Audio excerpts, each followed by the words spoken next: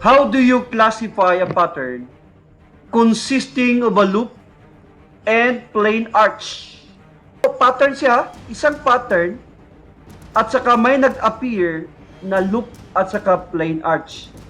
Pwede kayang maging accidental to siya? The answer is no. Because, tandaan ninyo ha, na in the case of accidental, that is a combination of two or more patterns. Pero, merong malaking except dito na hindi pwedeng isang pattern dito na makombine. Ano yon? That is the plain arch. Kahit na sa isang pattern, may dalawa o tatlong patterns na nag-appear. Pero kung may isa dyan ay plain arch, hindi na yan matawag na accidental. With the exception of plain arch. The rule is very, very clear on that. Therefore, wrong to siya. Loop at saka plain arch, ang consideration natin dito ay loop. Matawag lang to siya na loop. Okay, number 40. If an appendage is present before the shoulders of a loop in the innermost recurve, the one being considered for purposes of locating the core is, let me give you an illustration. Ano natin ha, simplify natin. Kung meron daw appendage, yung tinatawag na appendage, yung rod, na nandun daw sa shoulder, sa pinaka nasa loob na recurve, ang tanong dito, ano kaya ang saan natin matawag ang core? The one being considered for purposes of locating the core is what? Letter 8, next loop outside with no appendage at right angle. Letter B, next loop inside, the same loop even with an appendage. Next loop outside with an appendage at right angle. Let me illustrate this particular question. Kasi ang fingerprint, pag ganitong klaseng tanong, kailangan yung ma-picture out. Kasi kung basta words lang, hindi nyo makuha yan. You need to picture out. Ang sabi sa tanong, merong tinatawag na appendage. Tandaan natin, ang rule in the selection of the core is that you have to locate the innermost sufficient recurve.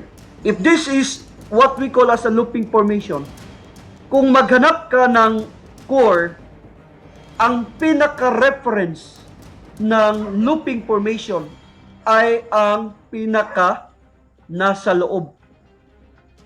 Pinaka innermost sufficient recurve. So you have to consider the innermost sufficient recurve. So dito mo mahanap ang core. Pero dito kung wala siyang rod rising as high as the shoulders, na-discuss ko to siya extensively sa video sa fingerprint. Pero just to recap a little on that discussion, kung wala tayong makitang rod rising as high as the shoulders, ang sabi sa rule, it should be on the shoulder. So dito kung tingnan natin naturally, ang delta ay nandito sa side na to. So it should be on the shoulder that is farther from the delta. So ito ang core natin. Pero ang problema, ibig sabihin dito sa concept natin, sa tanong na to, ang pinaka-consideration natin, alin ang loop na hinahanap. So it should be innermost sufficient. So ang pinaka-keyword doon is innermost sufficient recurve. What does it mean when we say innermost sufficient recurve? Pag sinabing sufficient recurve, ang ibig sabihin natin dito is no appendage at right angle. So, na-explain ko na din, no? Anong ibig sabihin natin ng right angle? Straight. Wala daw tinatawag na nakatayo or straight na appendage. So, kagaya nito, this is an appendage. So therefore, hindi to siya makonsider na innermost sufficient recurve. Ang innermost sufficient recurve dito, ito na. Ito na ngayon ang consider natin na innermost sufficient recurve. Yan ang sagot sa tanong. Outside na recurve without any appendage. So, hanapin natin yan doon sa tanong. So, alin doon, no, na outside na walang appendage? Obviously, it is letter A. Our answer is letter A. The next loop outside, ang sunod na loop outside, that is having no appendage at right angle.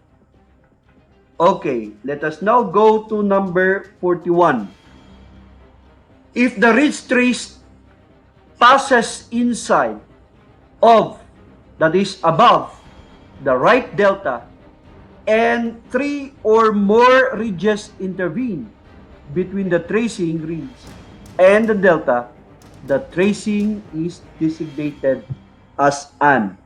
So, na-discuss ko to siya sa previous slides natin, pero gusto ko pa rin i-emphasize to siya para mas makuha natin ang concept dito.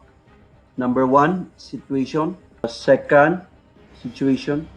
And then we'll go to the third. Ito, fourth din. Ang pinaka-interest natin ha, dito people, we are talking of ridge tracing.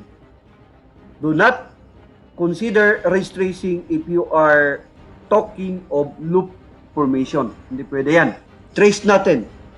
So according to the rule, mag-trace tayo in the leftmost delta. Pinaka nasa left. So, dito siya.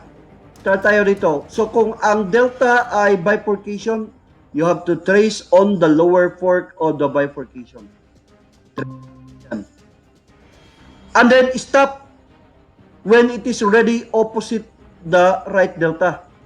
And then, you draw an imaginary line. And then, you count 1, 2, 3. According to the rule, ha? Balikan natin, ha? Ang pinaka-magic number natin dito, tandaan, ay number 3. It could be more than 3 but never less than 3. Para meron tayong inner or outer. So, kung tingnan natin, ito siya ang tinatawag natin na ridge trace. Ang ridge trace ay nasa loob ng delta. If you have observed, that is very clear. Nasa loob siya ng right delta. And then there are 3 intervening ridges. That is what we call as inner with a symbol of capital letter I. Pag hindi yan umabot sa 3, less than 3, or di kaya walang intervening ridges, that is not inner. So, dito tayo sa number 2. So, i-trace natin, lower fork of the bifurcation. Alam niyo, may extensive discussion ako nito ha sa video. Watch that particular video, you will learn a lot. So, stop tayo dito when it is already opposite the right delta and then draw an imaginary line from the ridge trace to the delta. You do not include in counting the delta and the ridge trace. Ang counted lang ay ang intervening ridges. Lumabas din ang term na yan, intervening ridges. So, that is the ridges in between the delta and the ridge trace. So, ang ridge trace ay nasa ilalim or outside the right delta. Therefore, that is outer. Ang magic number natin is 3. Tingnan natin ang number 3.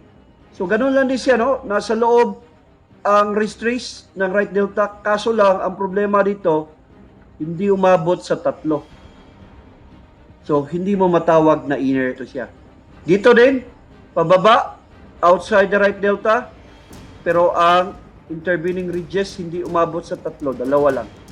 We call that one as meeting with the symbol of M, capital letter M. So, meeting to sila.